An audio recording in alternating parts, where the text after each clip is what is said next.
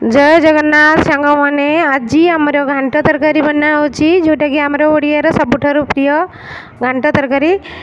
देखो आमर बर्तमान परिबा कटा चली परिबा अच्छी अमृतभंडा कखारू आउ कुंदुड़ी पोटल कोबी बिलाती माटिआलू सारू बैगण कदली यही सब परिबा गाजर एमती सब परिबा विभिन्न परिबा तुम जहाँ भी पकई पार आउ नड़िया भी पड़ो तादे ओऊ नड़िया खोरा होकर पड़ो पुणी कटा हो चुन चुन हो पड़ो।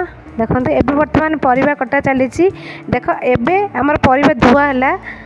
देखु आउ घांट तरकारी प्रस्तुत करुँच मो हबी मिस्टर दीपक कुमार से घांट तरकारी परिबा निजे काटिले आ परिबा भी धोउछन। देखु तापर आम बनइबा तरकारी बनैला बेले देखिए ताकू किए बनइब। देखो बर्तमान आम तरकारी बसी परिबा सब छांचे थुआ तापर आम देखो धनिया पत्र कंचा लंका आउ ये हूँ बुट आउ मटर आउ सोला ये सब सीझा होती आउ तरकारी बर्तमान बसी तापर नड़िया आम ताकू नड़िया जेहेतु तरकारी पड़ो तेणु नड़ियार चोपा छड़ा हो तार कत्ता छड़ा हो रेडी हो तरकारी पड़ापी प्रस्तुत चलती। देखो नड़िया टिक टिक करी कटा है फास्ट टिक टिक कटा है। देखो आमर कटा हो पनीर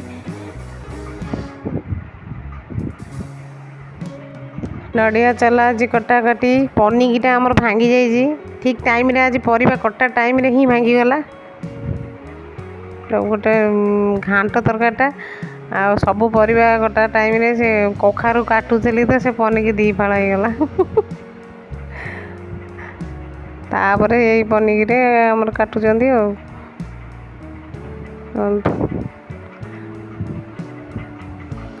चलची।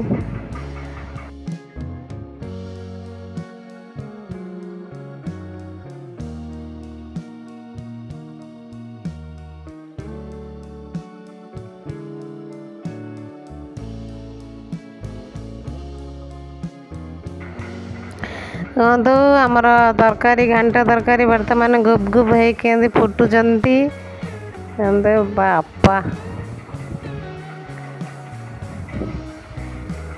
कि सुंदर भाव से फुटुंट। देखो परिबा सब सीझी आसला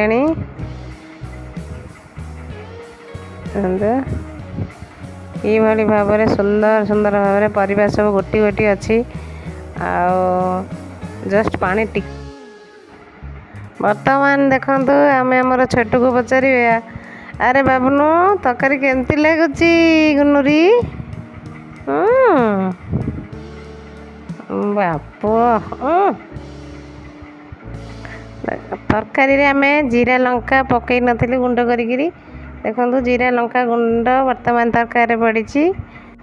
देखु जीरा लंका गुंड मु पछरे कहीं ऐड कली ना आम छोटू जे खाए ना जमा राग बिल्कुल खाई पारनी से पछरे ऐड कली। बर्तमान आमर तरकारी रेडी सो प्लीज आपण मैंने मो वीडियो को शेष पर्यटन देखि धन्यवाद। आपण मैंने लाइक शेयर एंड सब्सक्राइब करियो केबे भी भूलिबेनी।